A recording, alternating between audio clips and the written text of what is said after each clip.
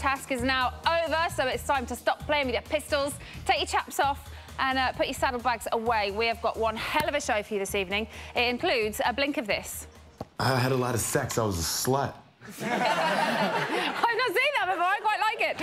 A double take of this. No. And a full-on crazy stare of this. I also quite enjoyed being paintballed up the arse. Oh, Lauren. Right, we've got... Look at Ben laughing. We've got another tremendous trio on our panel this evening. Our first guest used to present Smart and Smile on CBBC. They are two words that we never use to describe our housemates. It's Kirsten O'Brien.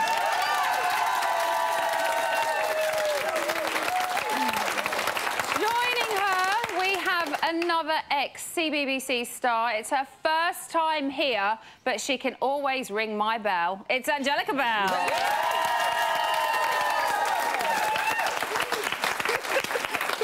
She did the most amazing dance before she came up. She came up here and she was like shaking her booty. I'm not even going to try. I'm just going to freeze like that. Yeah, you were really good. Oh, really good. I might give you another little rendition later. Oh, lovely. And last but certainly not least, it is the gorgeous Liam Goff from Big Brother 7. So,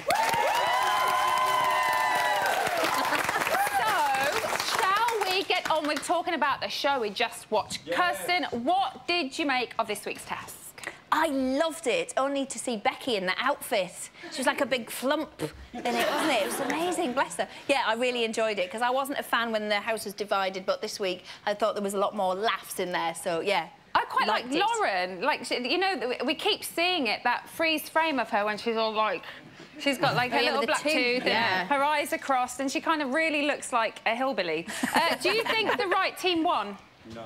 No. No, you were the first no, so let's go to you. And you've been here before and we've got quite a few new people this evening. It was obvious they were going to win, because I think it was kind of rigged for them to win, but it was just a waste, especially with like the nominations, and they were saved. Obviously, they couldn't be nominated. It was a waste, because Sarah would never be up, neither would Scott. No. It was just a waste. Really, that it was riding on. Yeah, exactly, and I think he may have gone up for nomination.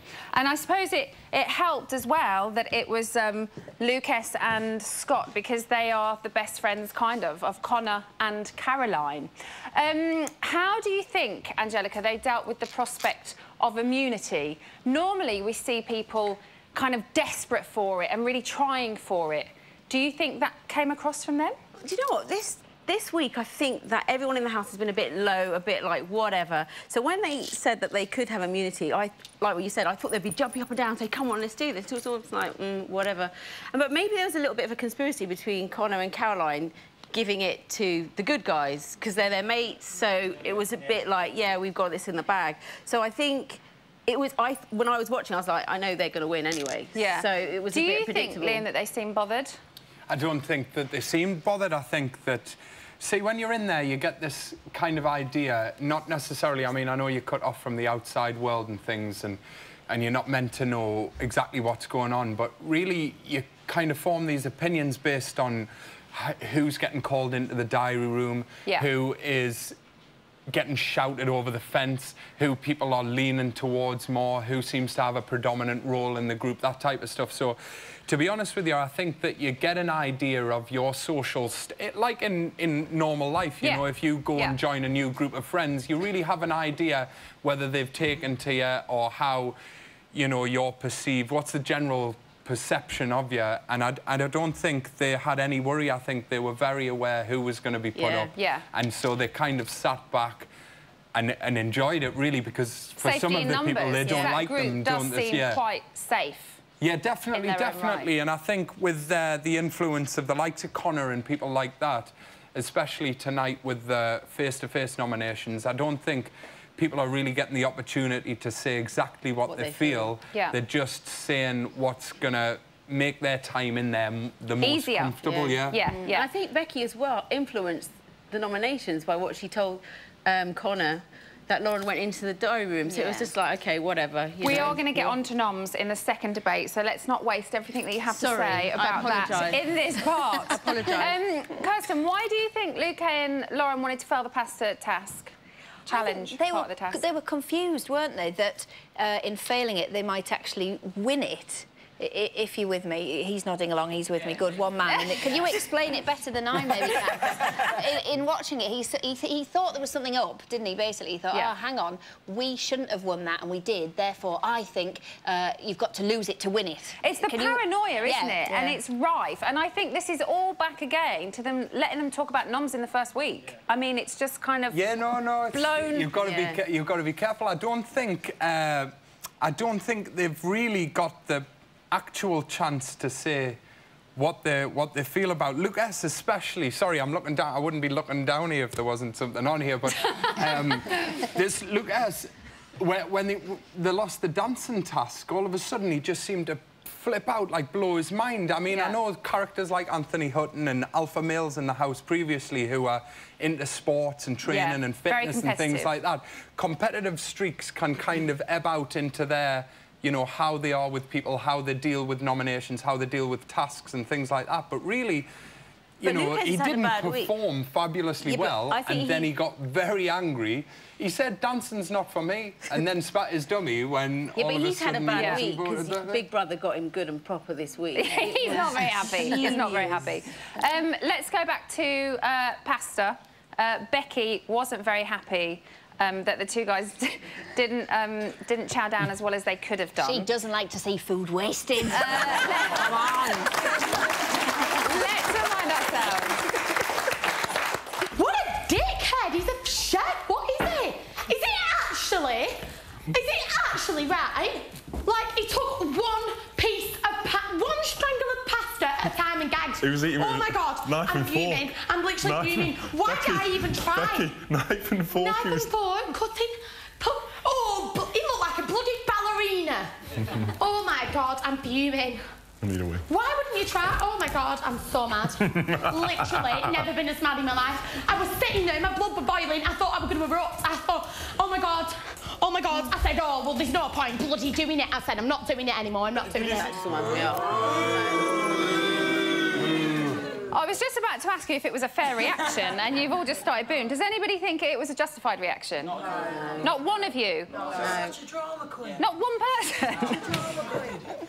Everything she does, she seems to play up for the camera. It seems like everything's got to be heightened, and it's just explosion of her emotions just to try and get some airtime. OK, one person who may know and be able to answer these things for us are Becky's mum, who is on the line right now. Bet you wish you weren't the one that just said that. Anne, can you hear me? Hello, everybody. Hello, the audience. Hello. Hi, Anne. Are you OK? Oh, fine, thank you. Talk about spaghetti. And we obviously want to ask you your opinion. Did you just see the clip we just played?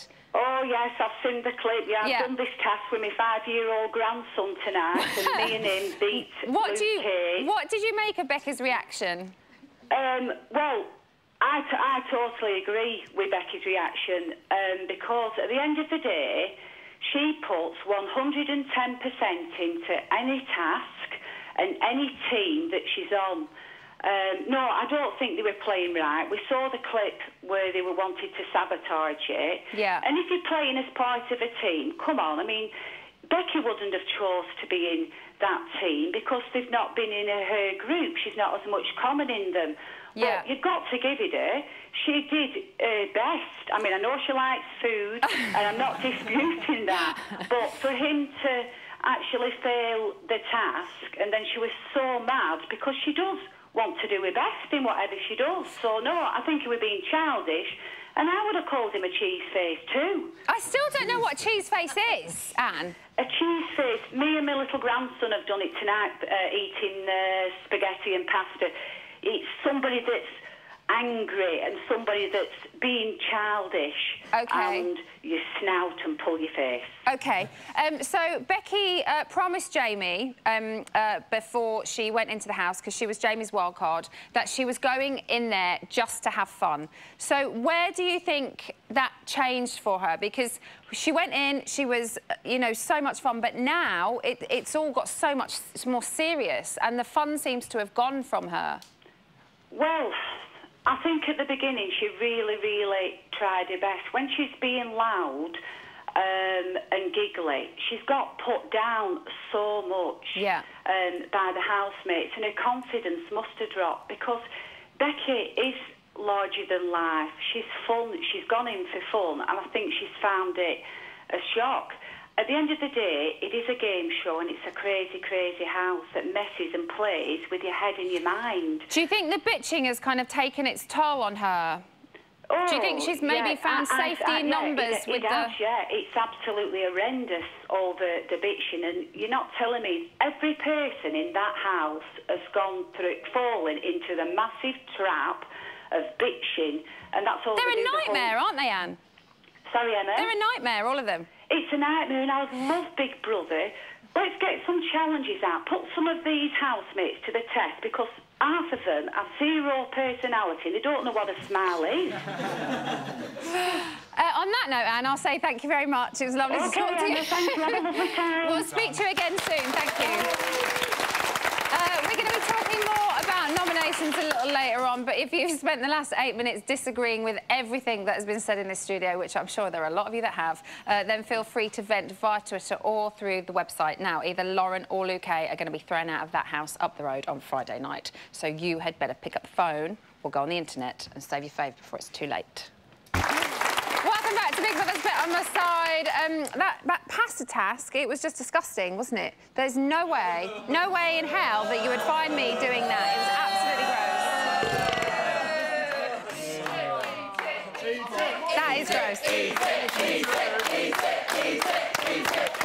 Is that even cooked?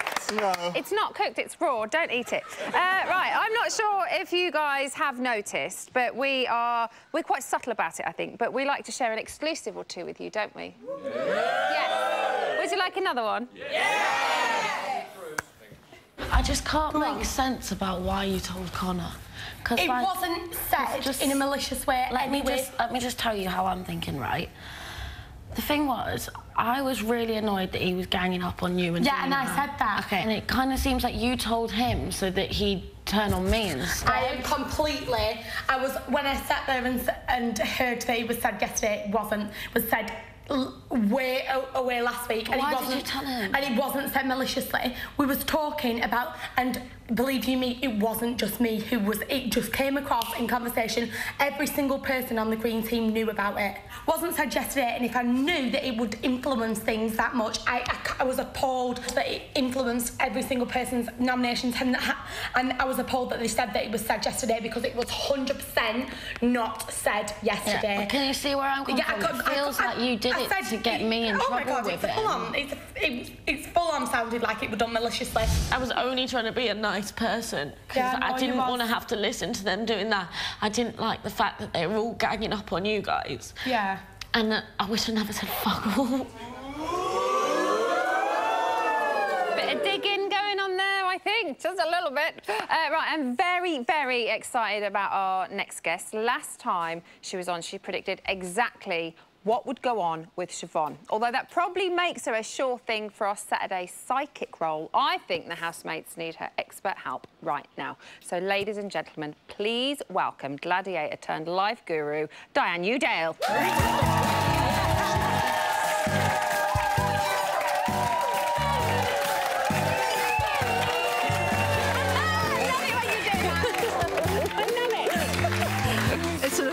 I think. Do you do it like every time you come down some stairs? You just get your leg up and start playing? It is known that Louis Spence was my flatmate, and I think we were all afflicted. That's literally what we did around the Louis flat. Spence was your flatmate? Yeah. No, I'd love to have been a flatmate in that house. It was fun.